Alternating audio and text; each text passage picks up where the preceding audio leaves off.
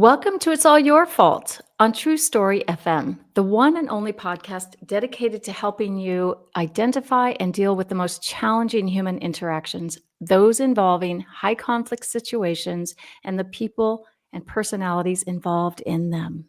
I'm Megan Hunter, and I'm here with my co-host, Bill Eddy. Hi, everybody. We are the co-founders of the High Conflict Institute in Scottsdale, Arizona, where we focus on training, consulting, coaching, classes, and educational programs and methods, all to do with high conflict. Today and in the next episode, we're going to be talking about psychopathy. What is it? What is the cost to society, to the justice system, to the courts, to the prisons, to all of us? All right.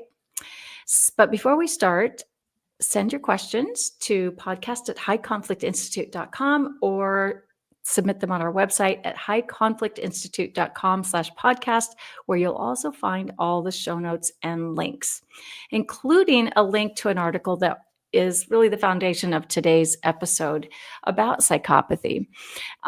We came across this podcast, and I want to say thank you to LL for sending it to us. It's by UC Berkeley psychology professor Keenan Joyner. Joyner runs the clinical research on externalizing and addiction mechanisms laboratory. I'd hate to have to say that fast very many times, where he and his team study risk for addiction and why problematic drug use co-occurs with mental disorders. One of the disorders they study is psychopathy. So a study published in the journal Psychological Assessment in June 2024 estimated that each year the cost of psychopathy to the U.S. criminal justice system is around $460 billion. Billion with a B. A lot of money. So it got me thinking about psychopathy and what we really know about a term that's bandied about so loosely, whether on social media or just in everyday conversation, he's such a psychopath or she's a psychopath or, sociopath. But do we really know much about what these are, in general society? And if we're spending $460 billion a year in the US, and expand that into other countries, and then it's a huge number, on prosecution and housing folks like this, there must be a heck of a lot of them out there, right? So today we'll talk about, and in the next episode, about psychopathy and high conflict personalities, and is there, a relationship there? So I'm sure you, Bill, will have plenty to say about that. So just yesterday, I was giving a training in a school district in California, and several questions were asked by the audience members about antisocial personality disorder. First of all, there's such a misnomer by the name antisocial, because they just think it's it sounds like the person that's standing in the back of the room at a party. That's not what it is at all. And then there were some follow-up questions, even though I didn't bring up antisocial personality disorder in the training, someone else did. And then it went into what is sociopathy, what is psychopathy. And, it's a fascinating area for people to think about and talk about, because, it's this concept that we think about. There are people who walk amongst us, who we're married to, who are in our families, in our workplace, in our, sports groups and places of worship everywhere, right? Who have this incredibly challenging, and some would say dark, side of their personality. And I kind of like to joke that, Netflix limited series wouldn't exist without psychopathy. But here's an issue that's come up since reading the article. My explanation for antisocial personality disorder, sociopathy, and psychopathy, in my mind, I've kind of got it categorized as this cascading thing where they're kind of on the same continuum, but one is, or maybe not even a continuum, but under the same umbrella, but one's kind of worse than the other. Is that factual? I guess we'll find that out in our conversation today, and kind of what we found in the article. So, Bill, let's start with talking about antisocial personality disorder. In the DSM, the Diagnostic and Statistical Manual, psychopathy is a subset of antisocial personality disorder. A person with psychopathy would be diagnosed with antisocial personality disorder with psychopathic features. So let's start with ASPD. What is the criteria for just that diagnosis? Not even thinking about psychopathy yet. Well, the way that the Diagnostic Manual of Mental Disorders works with personality disorders is first there's two threshold questions. Does the person have internal distress and or social impairment? And so given what we'll get into with psychopathy, people with psychopaths, is they often don't have distress, but their social impairment is very, very big. They're a significant part of the criminal population.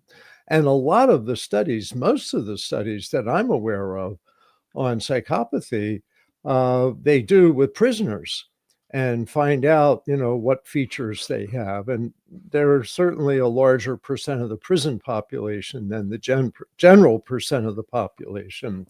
But antisocial personality disorder has 7 criteria, possibly, and they only need to have 3 of these 7 in order to meet the diagnosis if they also have social impairment and or internal distress. So figure they have social impairment.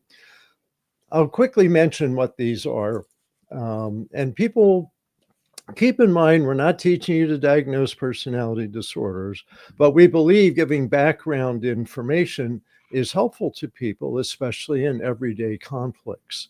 So some key factors here is a pattern of disregard for and violation of the rights of others occurring since age 15.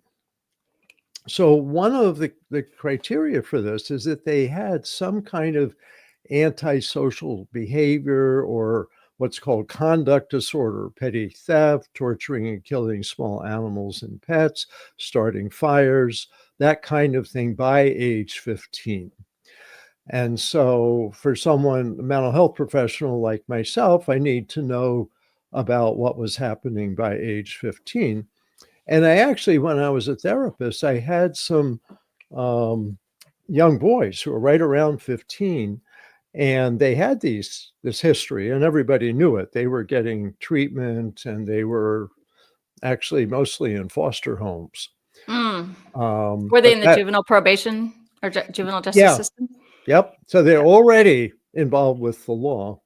But anyway, so there's that. So it kind of goes back, but a few key things. I'm not going to go through everything, but that they tend to disregard the law, social rules and laws. So violating the law is kind of matter of fact. It's not their goal in life, but if they can get their goal, they'll violate the law. That's fine. Mm. It's on the way to getting what they want that they don't stop themselves. Deceitfulness. And to me, this is the biggest one to know for the average person. Because if you say, I don't know what it is with my boyfriend, but he lies a lot. Or I don't know what it is with my girlfriend, but she just totally makes up stories that have no basis in reality. Well, you may be looking at someone with antisocial personality disorder because of all 10 personality disorders, this is the one that's really noticeable by a lot of lying. But I have a question about that, Bill, Yeah. because I've come across some of this and that lying, even when they know they can get caught, the lying just rolls so easily out of them. But then I go back, okay, there was nothing before age 15, no fire setting, no animal mistreatment. So then is this an absolute? They cannot have even traits of antisocial personality? Are they more along borderline traits? It's kind of interesting and confusing. Yeah. Well, basically, this age 15 factor is, well, let me just tell you that there's 4 categories of factors, and that's one of them. And the person has to have 3 out of 4. So it's Okay. possible that they don't have that. Uh, Okay. but So many that I'm aware of have that. It's shocking almost. You go, oh, and by the way, how was things going when he was 15? Oh, well, he held a knife to his mother and he started fires. Yeah, he's kind of been doing this stuff since he was 15. Okay, well, that gives that away, but it's not an absolute. Yeah, that's the thing, because it's like, okay, it absolutely have to be a fire starter before age 15. It just seems a little like that there would be a lot more fires, right? I mean, because I've seen some behavior that doesn't seem to quite fit in some of the other, maybe personality types. And I look at this, and there's the disregard for the social norms of society, the laws and rules, and all of that, and then the lying and confusing and conning and all. But there was no fires. And there was no diagnosis of a conduct disorder before age 15. So is there some in between category? Well, all of this is on a continuum, and I think that that's important to know. So there's, antisocial personality disorder is 3 out of 7 of the criteria, and then 3 out of 4 of these general categories, Categories. like the Okay. 15. Yeah. Okay. So it's common. You may find if you dig deeper that they were deceiving people, or, they got in trouble because they were conning people by that age, even if they didn't start fires and stuff like that. Okay. Um, I think that's really important. yeah, And it's not that, we want anybody to be diagnosing or labeling, but it's just it's interesting to because we know how to adapt and respond differently if we're with someone like this, yeah, if we have some indication. And if we've completely blocked out that, oh, it could be this because they never started a fire, then we might be missing something and we might get taken advantage of. yeah. I think the key things are there's a, an ignoring and not caring about rules and laws, and a lot of deception, Okay. and how much there is, how serious it is, all of that stuff. I mean, you have a whole range here from murderers to successful business people Yeah. with these traits. Right. And they can um, all end up on a Netflix limited series. yeah, well, you make a really big point there, and that is a lot of what we love to watch is people with personality disorders, because Absolutely. it's out of the mainstream and it doesn't make sense to the average person that someone would do something that so obviously would blow up in their face. But Yeah. the reality is maybe 90% of the time it blows up in their face, but 10% of the time they get away with it, and they make a lot of money, or they get a lot of, Award, attention. acclaim. Yeah. Yeah.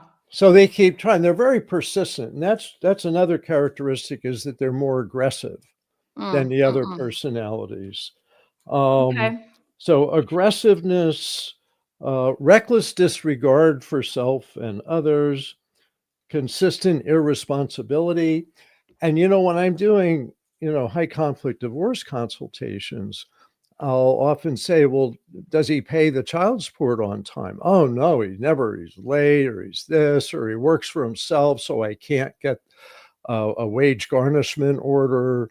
There's all these things. I say, okay, there's some signs here. We don't know, but there's some signs here.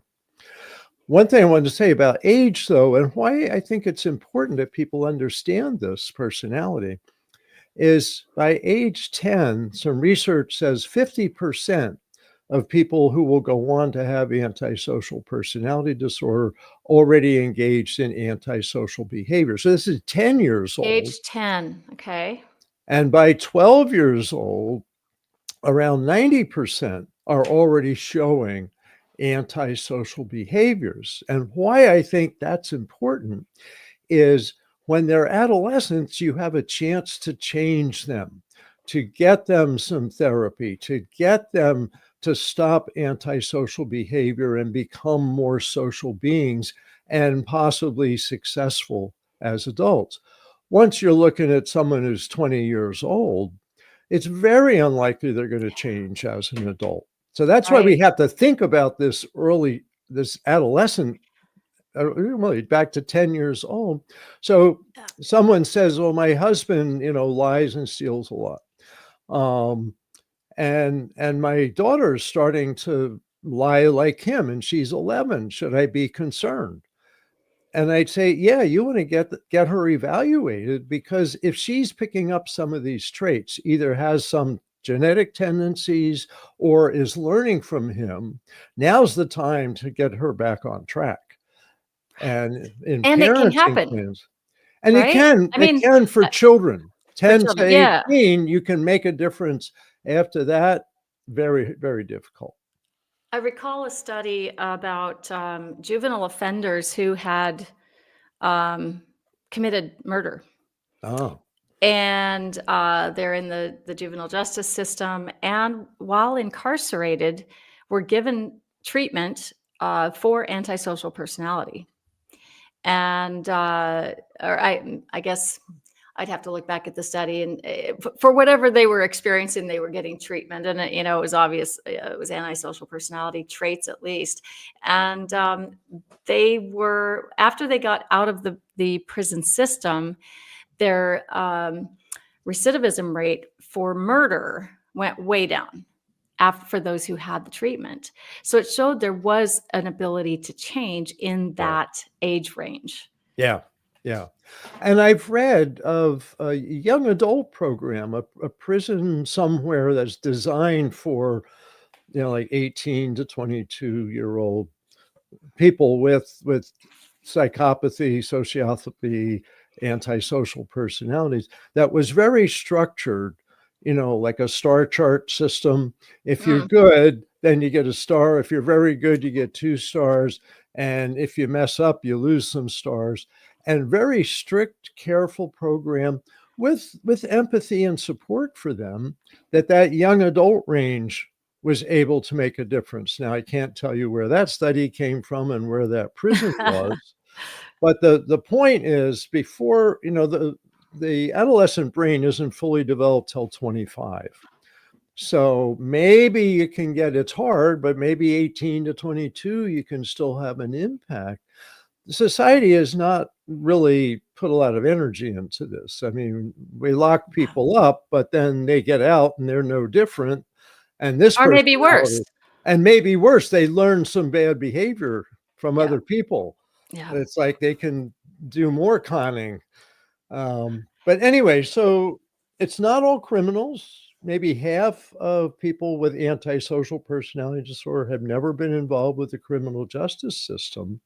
But a lot of them, interestingly, go into business, especially working for themselves, where they can con people, they can fiddle with their taxes, they can um, sell bogus things.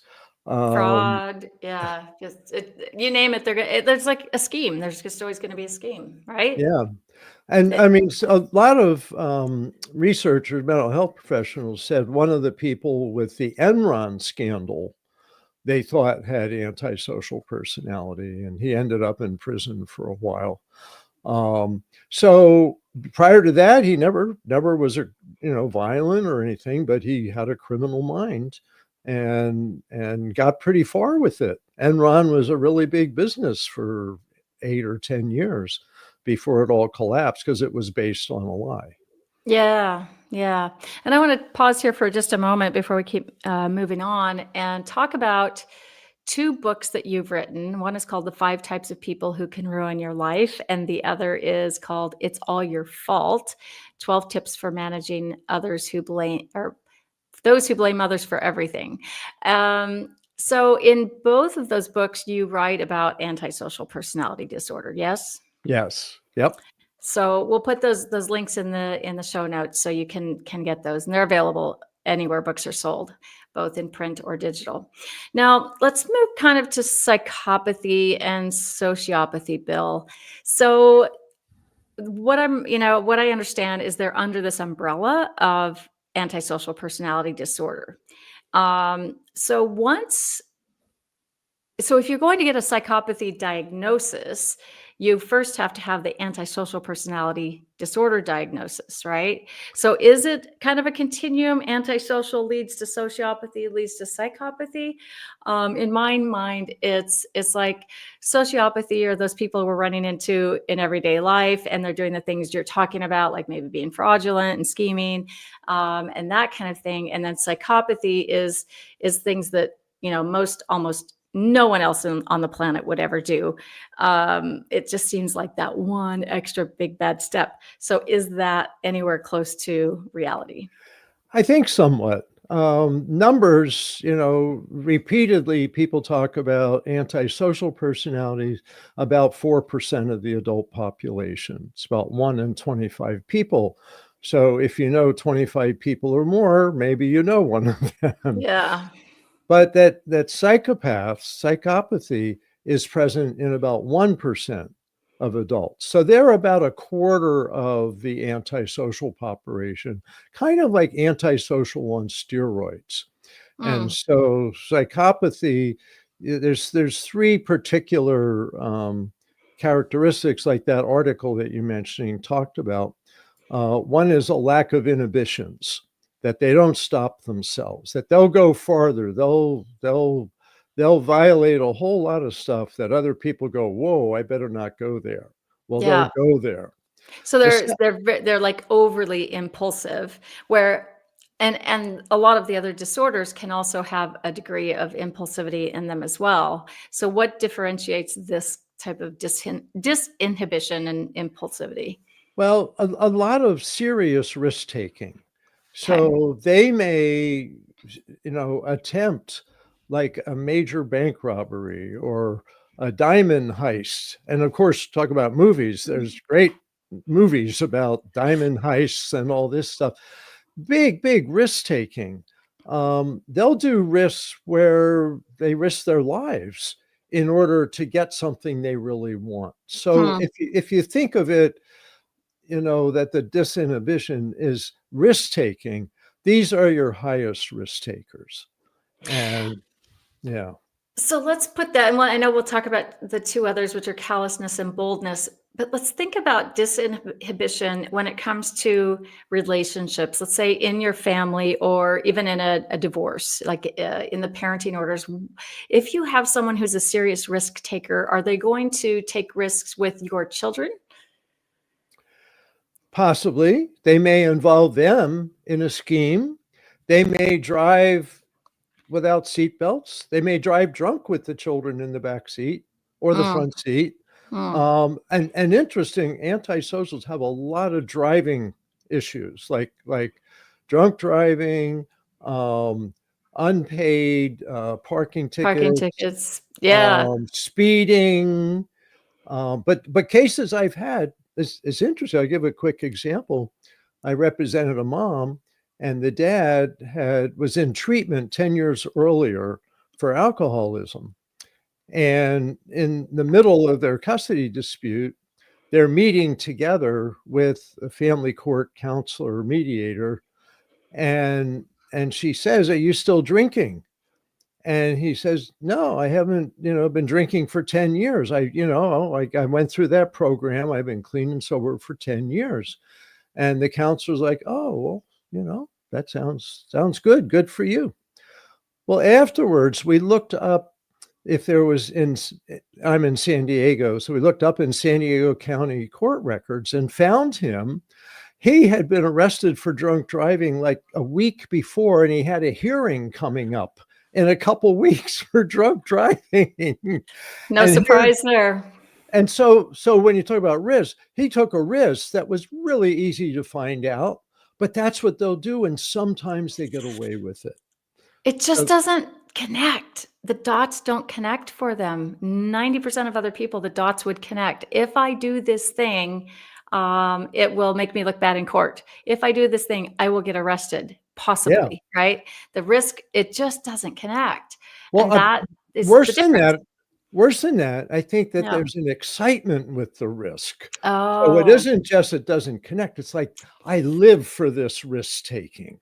yeah. And so Probably a good example. There's a movie. I can't think of the name of it, but and I can't think of the actor now. But the guy was a con artist. He said he was a doctor. He said Yeah. he was an airline pilot. All of this. Oh, one of my favorites. What's his name? We're getting old, Bill. We're I getting old. know, I know. I don't know what that's a sign of, but Yeah, we're I'll getting think of it younger every day. as soon as we stop. But it's about a risk-taking guy who conned everybody, including doctors and airlines, and it's based on a true story. Yeah.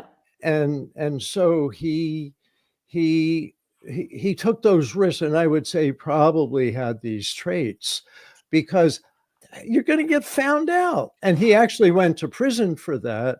But I think they gave him some kind of break on the length of his sentence if he would teach everybody else what people like him do and what they think. And so he now helps with security. He's with the good Oh, guys yes. now. Yes, I know the movie you're talking about, but I can't remember the name either. Interesting. Um, So, okay, so that's impulsivity. Leo DiCaprio. Oh, there you go. That's it. Leo. Yeah, look him up. Look for one about a con artist. He was I'll great. look it up and put the link in the show notes, Yeah. information about it. Okay, so impulsivity, disinhibition, right? Serious risk taking. And then the next one is callousness, described as a kind of meanness and a lack of empathy. So I think this is where it can be confusing is I guess the question is for you, can there be empathy from someone with that who is a psychopath, right? Because what is the definition of empathy? Seeing something from someone else's point of view, right? And maybe adapting your behavior because of that. So could a psychopath do that? Or are they so callous that they won't and can't? Yeah, well, let me say a little bit about empathy because this is a tricky thing. So Yeah. empathy is being able to see things from someone else's point of view, and we usually think of it as therefore caring about them. Someone's Mm. sad, we have empathy for them. We may even feel sad for them. Someone's happy, we feel happy for them. The sneaky thing here with antisocials in general, because they lack remorse, is that they can see things from your point of view and they use that against you. Aha. They find your weak spots and Yeah. manipulate that. So, in a sense, it's like an instrumental empathy. It's like I'm using my ability to see the world from your point of view to hurt you or control you or steal from you. So it's an odd aspect of empathy, and it's not the normal empathy. They don't have the normal empathy.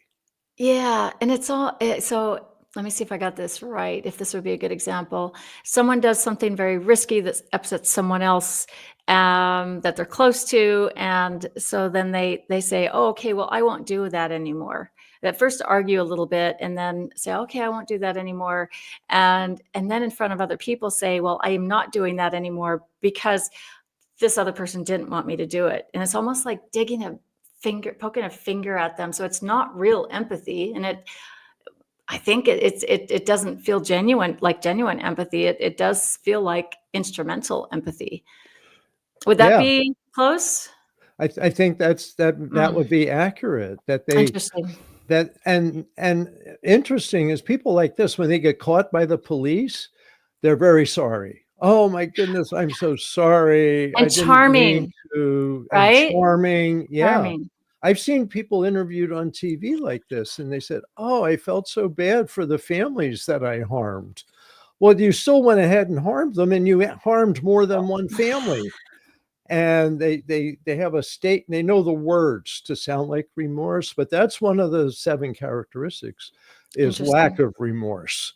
And so that's part of the con Yeah. is they can make you think they have remorse and reel you back in. So, this is tends to be a more male disorder.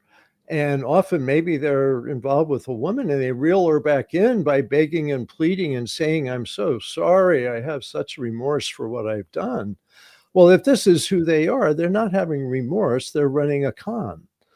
They And know the words, they right? know the words, And so but not the it's not feeling. like yeah, not the feeling. So it's not like they're just being bad people. It's just they don't even know what remorse is.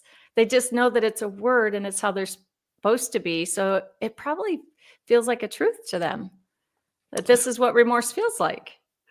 Yeah. Remorse means I get someone back or can reverse Well, my wrongs. I don't know. well, that's very much what this personality is about, is I want what I want and I'll do anything to get it. Mm, And so in many ways, they're like 3-year-olds. 3-year-olds, they want what they want and they'll knock over their sister. They'll knock the milk off the table in order to get that toy they want on the other side of the room. And it's like a very narrow mind, I don't care about anything else except that shiny object. Uh, yeah, interesting. So it's so the third one after disinhibition, callousness is boldness, and that's something really kind of highlighted in this article is this lack of fear. So let's talk about that. Yeah. So, and I think it goes with the risk taking of the disinhibition. It's like rather than having brakes, they have an accelerator, and Mm, so they'll go for it. Now, here's a point where I want to put in a plug for not evil people.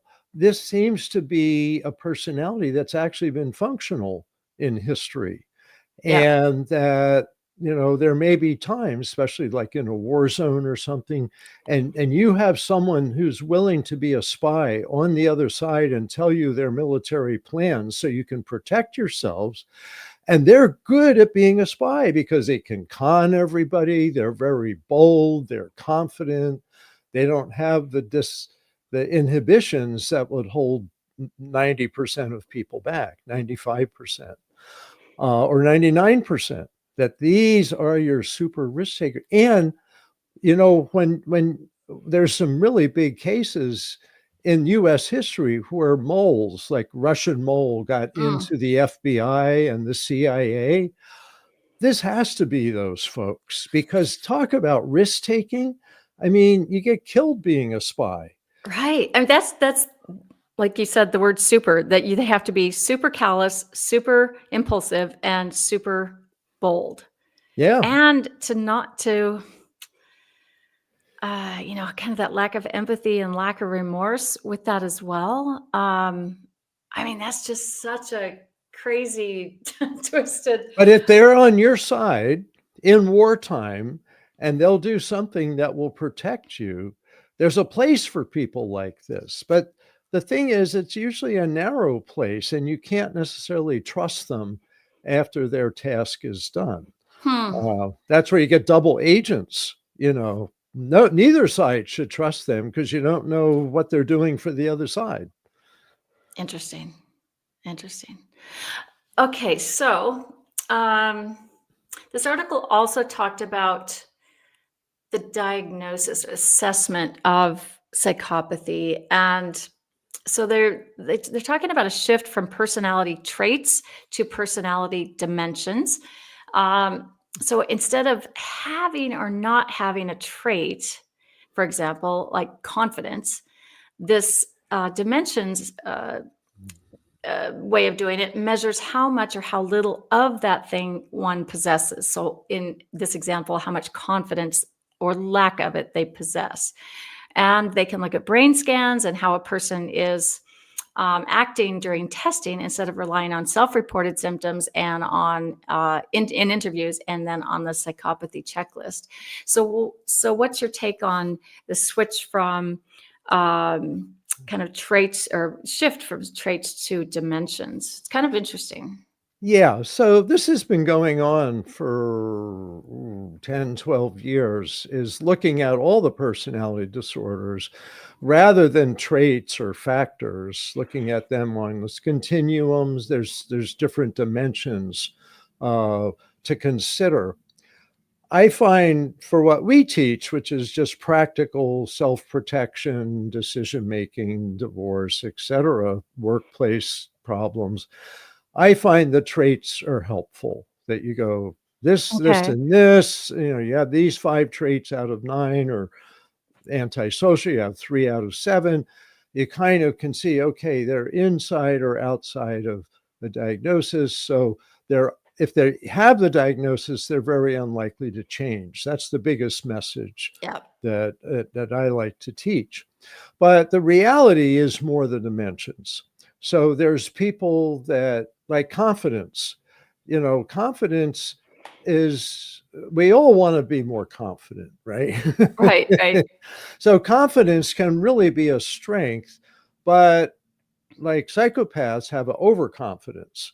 And so it doesn't just hurt other people, it often hurts them, and they end up in prison for life, and they go, how did this happen? Mm.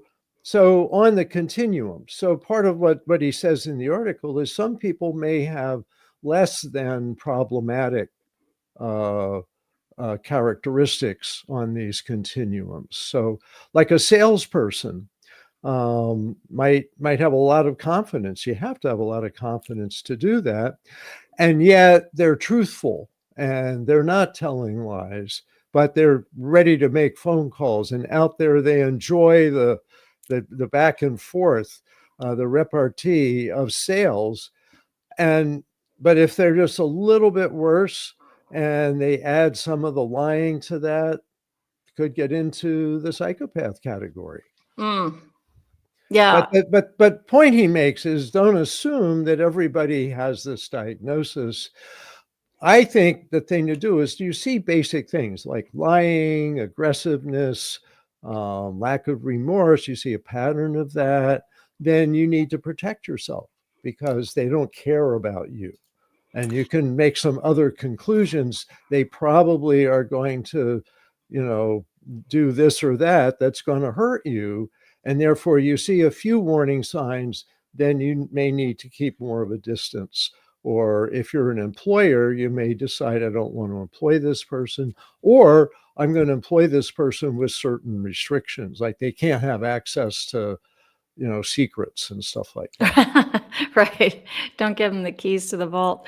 Right. Um, yeah, and maybe there's a gift side to all of this, and I guess we'll talk about that in the next episode, and we'll talking about whether someone can just can a switch be flipped and you become a psychopath. We're going to talk about the multi-dimensional spectrum of this, and lots of other things, genetics, causation, and the percentage of this in the population, a lot of other things. So thank you for listening today. We'll put the link to this podcast and the transcript to it in for the psychopathy article in the show notes.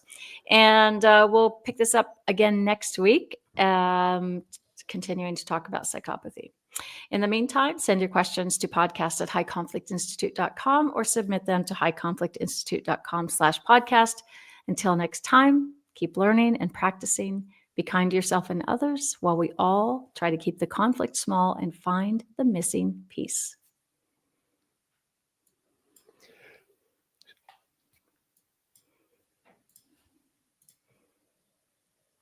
Okay. So we should make sure to talk about this in daily life terms, so it's not just abstract. So relationships, workplace, neighbors, stuff like that. Okay. Why is this Should I start a new sound not yet? tape? 2 seconds.